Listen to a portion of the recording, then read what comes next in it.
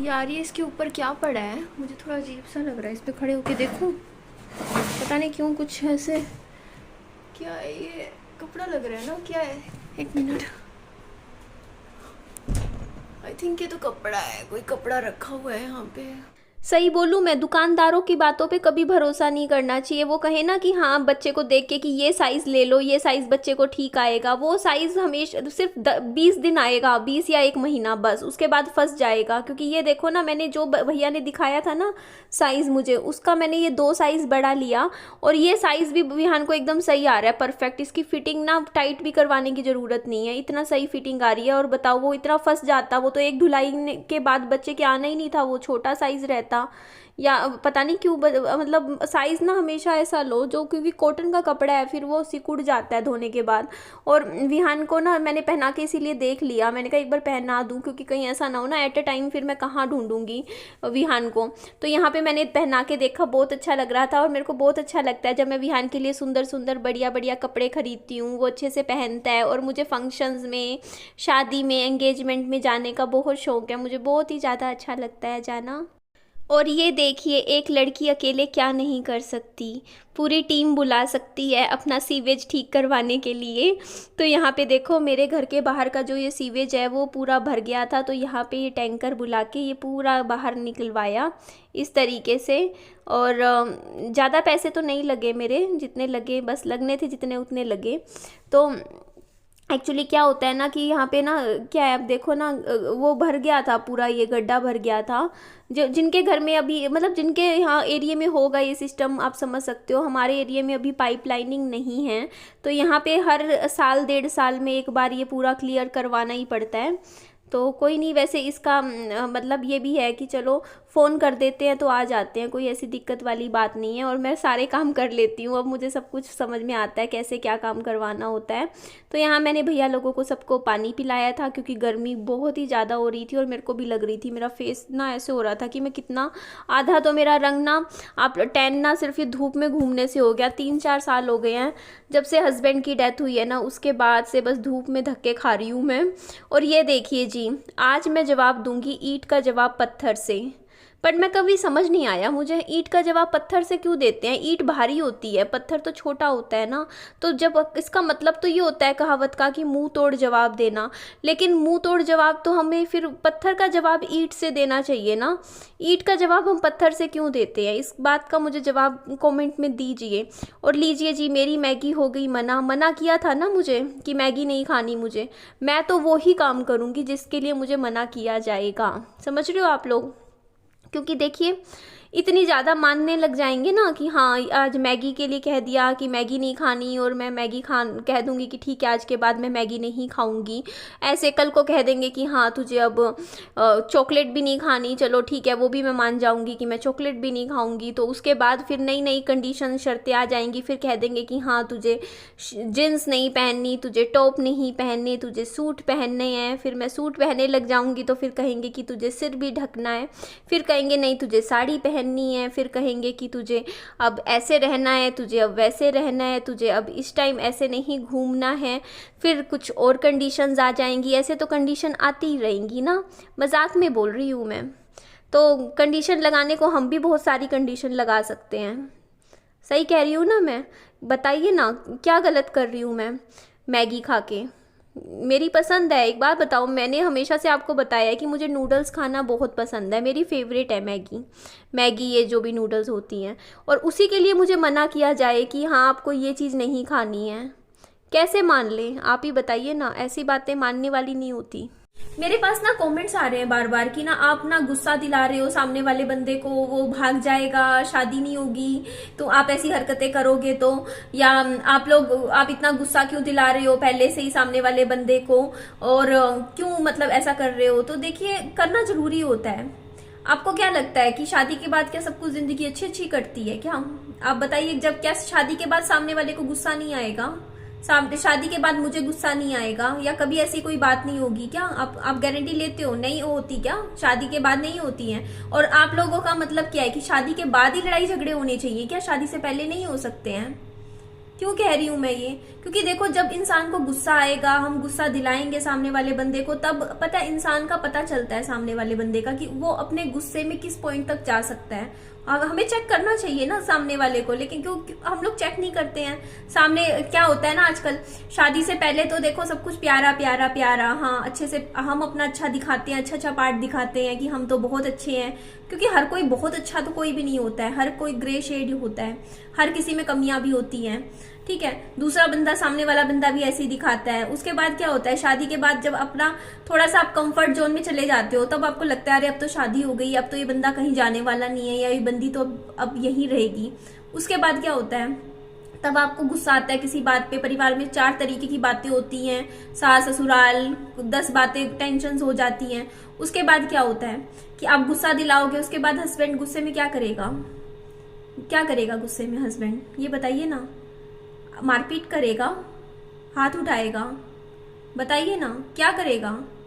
तो वहां उस पॉइंट को अगर आप लोग शादी से पहले ही चेक कर लो कि क्या सामने वाला बंदा उस पॉइंट तक एग्रेसिव हो सकता है, जब आप उसको गुस्सा दिलाओगे तो क्या वो आप पे हाथ शादी से पहले उठा सकता है? क्या वो उस हद तक उसमें एंगर इशू है?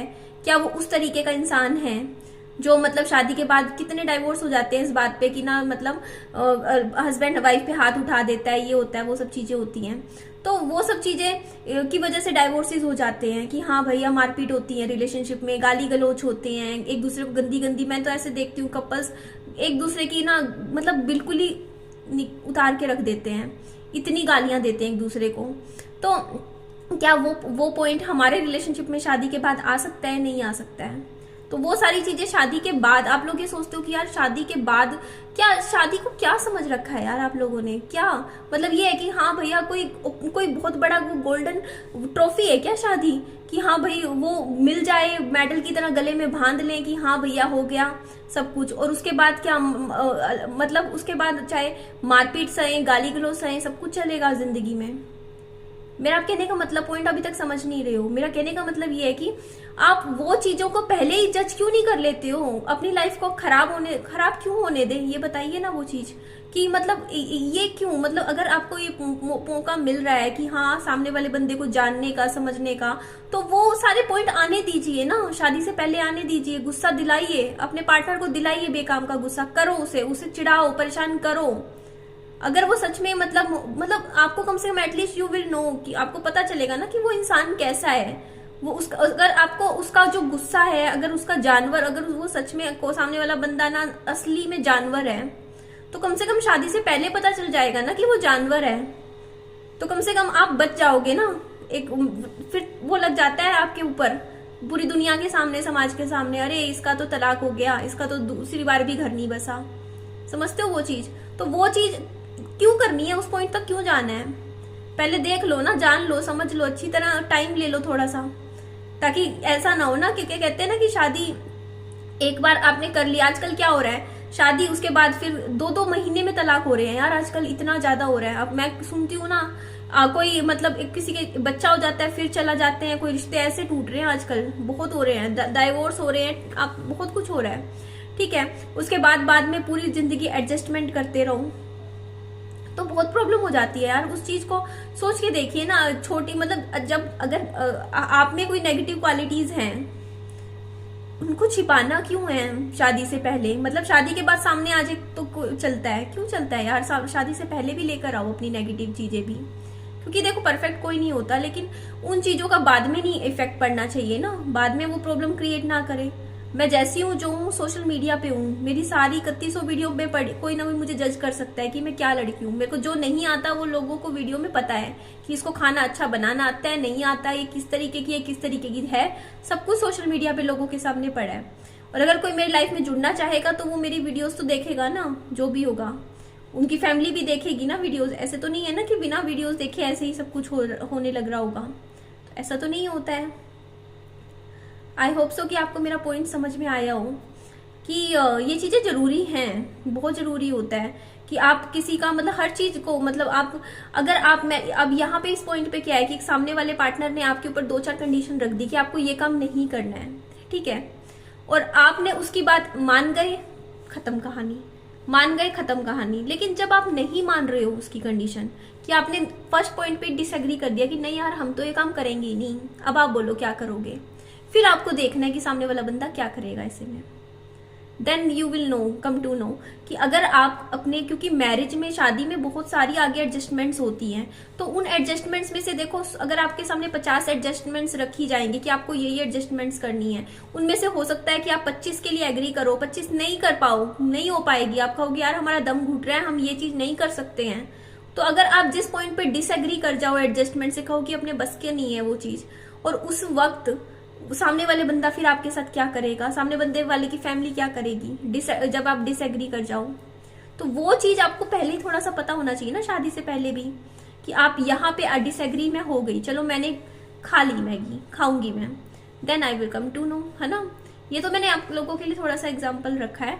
बाकी हाँ देखो, आपको ये बात सच है, देखो आपको अपने लाइफ पार्टनर चाहे कोई भी इंसान हो, उसकी 100% सारी बातें नहीं माननी चाहिए। आप कोई कठपुतली नहीं हो, ये बात समझिए, ठीक है। अगर आपको सही लगता है, ठीक है, मेरे को मत है कि देखो मैगी खाना हेल्थ के लिए अच्छी नहीं है, ठीक है, आपको छोड़नी चाहिए, ठीक है, बात समझ में आती है। आप कर सकते हो, पूरी तरीके से नहीं छोड़ सकते हो, आप कम कर दो। हाँ मैं इतना एग्री करती हूँ, मैं कहती हूँ कि ठीक है, मैं सामने वाले की भावनाओं की रिस्पेक्ट करती हूँ, और अगर सामने वाला बंदा अगर मेरी केयर कर रहा है और सोच रहा है कि यार मेरी निधि की हेल्थ खराब होगी, निधि ये सब खा रही है, जंक फूड खा रही है, और मेरा बाहर का खाना कम करवा रहा है, छुड़वा रहा है, तो मैं ये बोल सकती हूँ कि हाँ ठीक है, मैं हर रोज खाती हूँ तो मैं कम करूंगी, मैं हफ्ते में एक बार खाऊंगी, बट मैं ये तो नहीं कर सकती ना कि मैं पूरी जिंदगी नहीं खाऊंगी। समझ रहे हो, कोई इतनी पागल थोड़ी हूं मैं कि हाँ सामने वाले ने बंदे ने कह दिया कि यार नहीं खाऊंगी, अरे उसने मुझे बोला है कि नहीं खाऊंगी, अब तो मैं जिंदगी में नहीं खाऊंगी। क्या कहने का मतलब है ये, बताइए आप लोग, क्या ये सही है? ये पागलपन है। तो ये चीज आप समझिए। तो जो भी है ठीक है, और बाकी ठीक है, नेक्स्ट वीडियो में बातें करते हैं। क्वेश्चंस आप सबके आ रहे हैं, पुट हो रहे हैं, आपके पढ़ूंगी मैं। Bye bye, take care, loads of love. Like कीजिएगा वीडियो को, चैनल को सब्सक्राइब भी।